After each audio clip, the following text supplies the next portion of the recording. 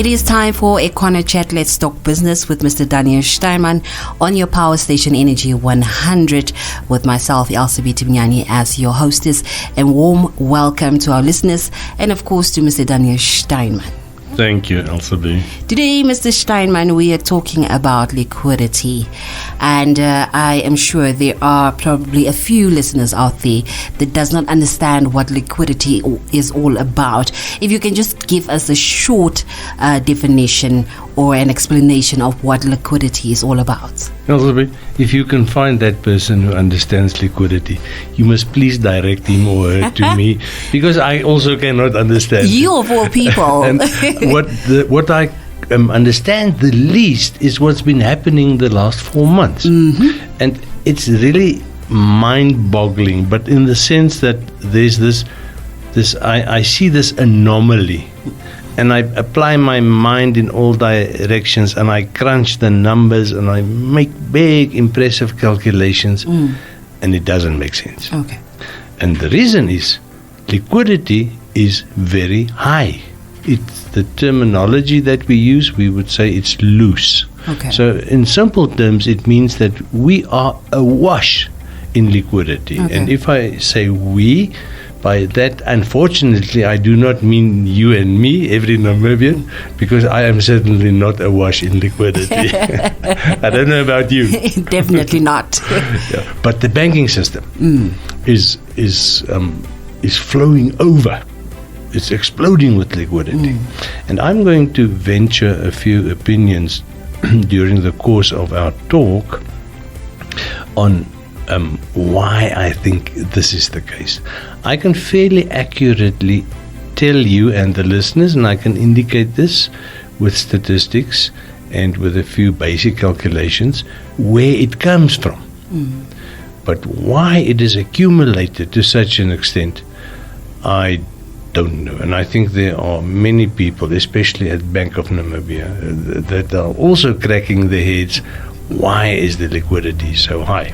So let's put this in historical context so that we can understand the bigger picture. As always, we need to go repeat the history lesson to see where it comes from. And we look at 2017. Now you must remember the recession started officially in the last quarter of 2016. But I've explained it many times on the talk show here, is that in economics, because of the complexity and the size of the system, it's not like a photocopier that you plug into the wall and switch it on, and now you can just make 1 million photocopies if you want to. It's an interdependent, highly complex system. And it takes a while for any big adjustment that you make to percolate through all the levels of the system. And this is what happened. We didn't see in 2016 we are in a recession. I said we were, but I was nearly slaughtered for that.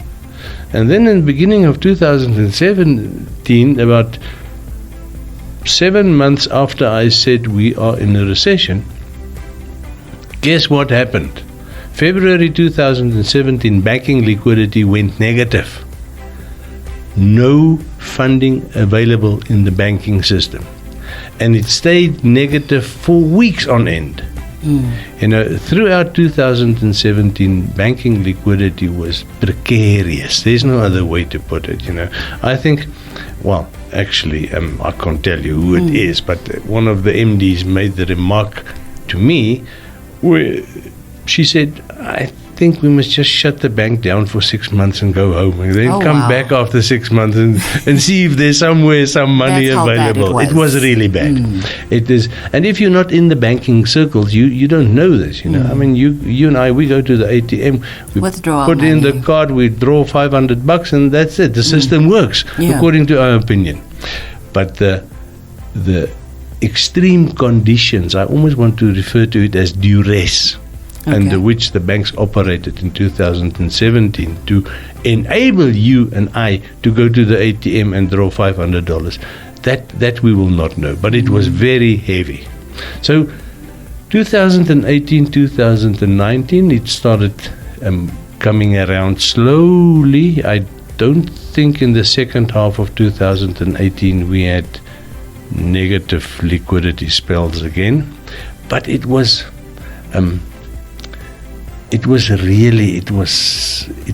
weak. Some days in 2018, and you will laugh, Elsabe, the liquidity in the entire banking system did not reach 1 million Namibia dollar. No, true, honest to Bob.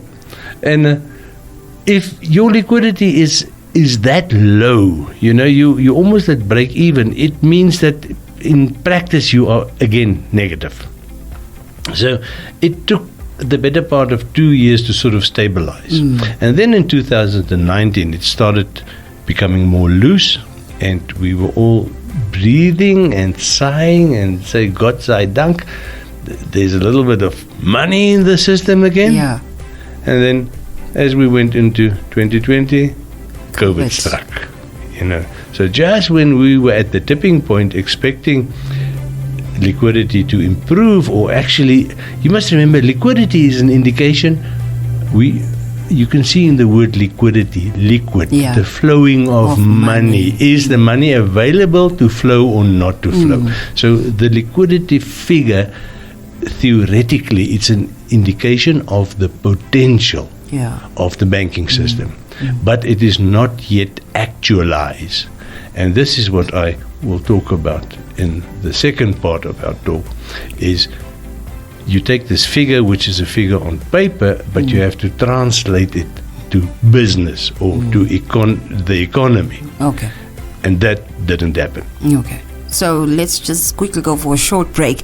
And once we come back, we will, of course, get deeper into what liquidity is doing to us. Let's go for the short break.